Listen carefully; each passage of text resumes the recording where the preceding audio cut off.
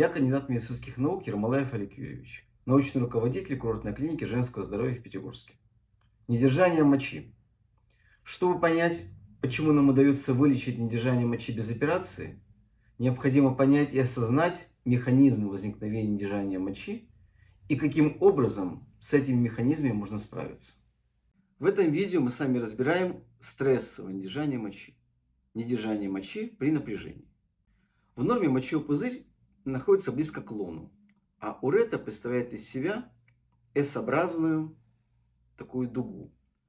При физическом напряжении у здоровой женщины мочевой пузырь отклоняется несколько сзади, и уретра приобретает коленообразную форму, которая позволяет дополнительно оказать запирающую функцию на выход мочи.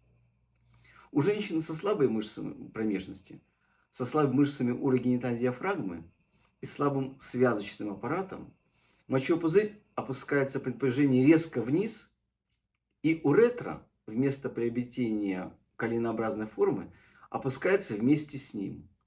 Канал мочеиспускательный расширяется, и расслабляются таким образом мышцы детрузора, жома, сфинктера мочевого пузыря.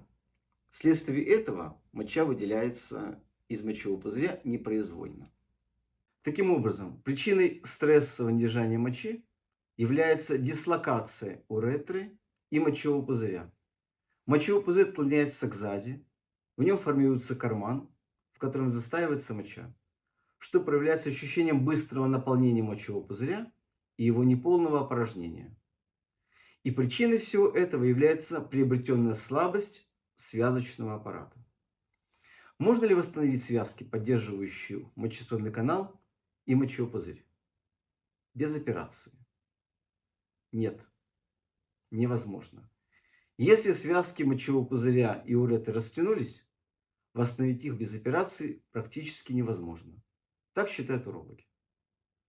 Давайте зададим этот вопрос спортивным врачам и травматологам. Можно. А иначе как спортивные врачи и травматологи восстанавливают спортсменов после растяжения сухожилий и связок? Мы привнесли методики спортивной медицины в нашу повседневную деятельность по восстановлению женщин со стрессовым недержанием мочи. Выполняемое нами лечение заключается в выведении мочевого пузыря в правильное положение и фиксации мочевого пузыря в этом правильном положении. Вместе с мочевым пузырем правильное положение занимает и уретра, мочеиспускательный канал. А для фиксации мочевого пузыря и уретры в этом правильном положении мы применяем сочетание физиотерапии и лекарственных средств из минерального и растительного сырья по рецептам врачей курортной клиники женского здоровья.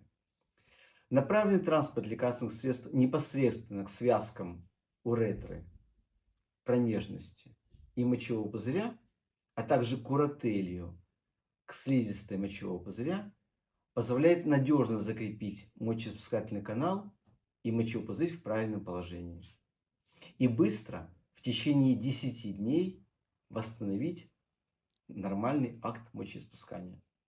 И первым этапом мы предлагаем онлайн-консультацию, во время которой мы обсудим жалобы, необходимые обследования, возможности проживания и согласуем дальнейшие действия. Мы всегда готовы помочь. Звоните, пишите, мы всегда ответим.